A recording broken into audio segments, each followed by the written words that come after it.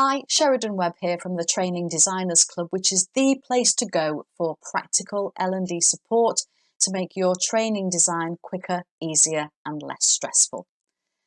And today I have a musing which came out of a walk that my husband and I did at the weekend. We do love to get our walking boots on and go out into the countryside and just to stretch our legs and enjoy the views and just be amongst nature. And in the summer, we do tend to walk for longer. We tend to walk over more open ground, still following the public footpaths as much as possible. But in the winter, we tend to spend a lot of time going round a place near us called Delamere Forest. These sorts of places exist all over the country, very well maintained, quite popular places for people to go and walk with all sorts of paths in them. And it's great to go in the winter because no matter where you go, all roads seem to lead to the visitor centre, and you can do any length of walk you want in there because there's so many that interlink. And the reason that I want to talk to you about Delamere Forest and places like it today is because of all these different paths. So there are the wide, easy, well-maintained paths which are perfect for parents with buggies, who've got young kids on bikes with stabilisers, or for those who are perhaps less mobile or less sure-footed, or if they want to get to the cafe really quickly. Those wide paths, you can't go wrong. They're very popular. You don't need a map. You can just stroll along and get to where you want to go. There's also quite a lot of narrower, less defined paths, but still definitely paths, for those who want to perhaps get away from the crowds, feel a little bit more on their own. It's a slightly more challenging route. There's a little bit more up and down on those. There may be exposed tree roots, little holes that you have to avoid. So you have to take more care and be appropriately dressed to go on those paths. You don't want to be attacking those in your flip-flops. And then there's also the forest itself. So you can, it's all sort of contained, you can go off-piste and you can just roam through the forest freely if you want to and pick out your own path within the boundaries of the forest. So how does this relate to training design? I know it's an ideal solution and it's not always possible, but if we can, I think we should aim to design training like this.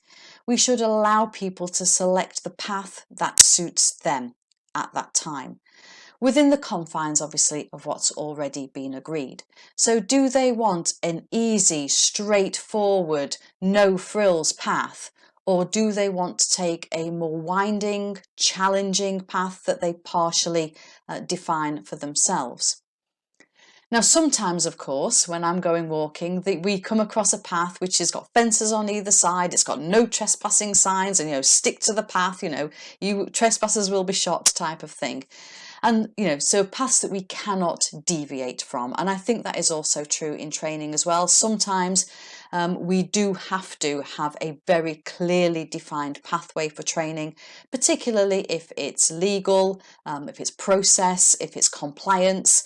We can't have people selecting their own route through and deciding what they want to learn. But if we're doing more behavioural skills, what's typically been called soft skills, then wouldn't it be lovely to be able to offer people the path that they want to take, knowing that we've done everything we can to make sure it ends up where it needs to end up and that it's safe for them to follow. So as I said, I know that's not always possible. I do live in the real world. We don't always have the time or the budget to do that. But with some of these core skills, some of these skills that are relevant to everybody, I think that's a great place to start by offering these different levels and different ways in. It's certainly an approach I took with one of my clients years ago when I was working with Kellogg's. So for the experienced people, they just needed to do that. For people who were brand new, they needed to do everything. And then for people who perhaps were lapsed or used to do these skills in a different organisation, there was that kind of middle path. And people found what they needed, able to do what they needed as a result. So think about your pathways, think about how accessible you're making the learning, think about how you're serving your different types of learners, and try and create different training to suit who they are, where they are now, and what they need. And with that, I'm going to leave you.